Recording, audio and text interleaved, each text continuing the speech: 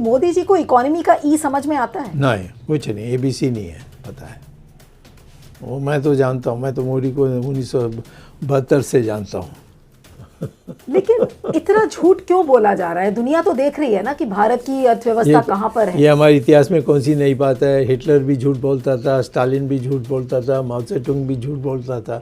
सारे जो तानाशाही मंशा के लोग होते हैं वो डरते हैं सच बताने के लिए।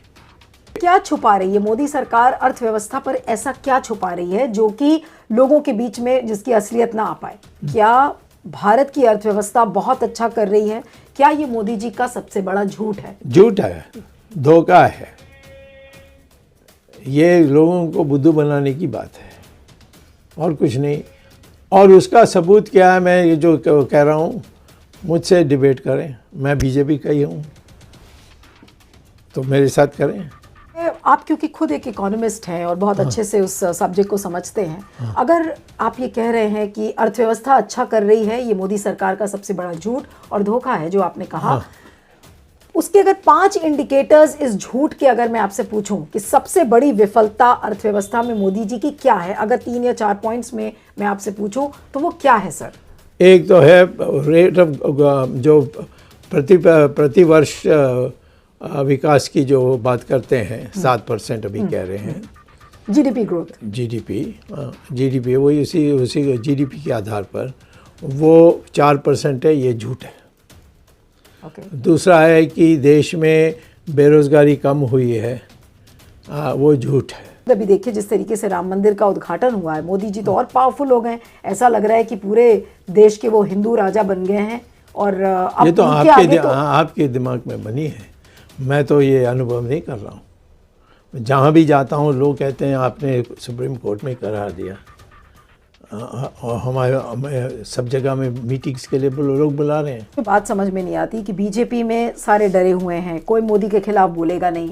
आरएसएस सारे नहीं, मैं नहीं डर रहा हूँ। नहीं, मैं आपकी बात नहीं कर तो फिर सारे मत बोलो। हाँ, तो ज्यादातर लोग बोलो, आपको छोड़कर ज्यादातर ठीक है, ये बोलो बिल्कुल ठंडे, वो बोलते नहीं है मोदी के खिलाफ। आरएसएस बोलता नहीं है, तो फिर मोदी को चुनौती कौन देगा? बड़ा अत्याचारी कौन है, मोदी या इंदिरा गांधी? नहीं, अत्याचारी का सवाल नहीं है। दोनों लोकतंत्र में भी उनका कोई दिलचस्पी नहीं है या विश्वास नहीं है या आस्था नहीं है, दोनों ऐसे ही हैं, कोई फर्क नहीं है। तो इसका मतलब तो यही है कि अगर मोदी कंटिन्यू करेंगे तो लोकतंत्र खत्म हो जाएगा? नहीं, अगर इस प्रकार से आप लोग कायर बनते रहेंगे तो यहाँ फिर लोकतंत्र खत्म हो जाएगा। आपकी कायरता से ये लोकतंत्र आज खतरे में है। हाँ बिल्कुल, मोदी की मंशा, वो डरपोक है, चाइना से बहुत डरता है, उसका कारण है मैं अभी झूठ बोला। यानी कि आप कह रहे हैं कि मोदी सबसे बड़े गद्दार हैं? इस मामले में तो 100% गद्दार है। झूठ बोल रहे हैं कि चाइना ने कोई ज़मीन नहीं लिया है, कोई आया ही नहीं, कोई गया ही नहीं, बट कौन सुनने वाला है? आप चाहते हैं 2024 में मोदी प्रधानमंत्री बने? ना, उसको नहीं बनने के लिए मैंने तो पब्लिकली में बोल दिया है। क्यों? नहीं, नालायक है, आज की परिस्थिति के लिए वो नालायक है, सोनिया गांधी नेता के कारण नहीं। लेकिन आप मानते हैं कि मोदी काल का अंत अब आ गया है?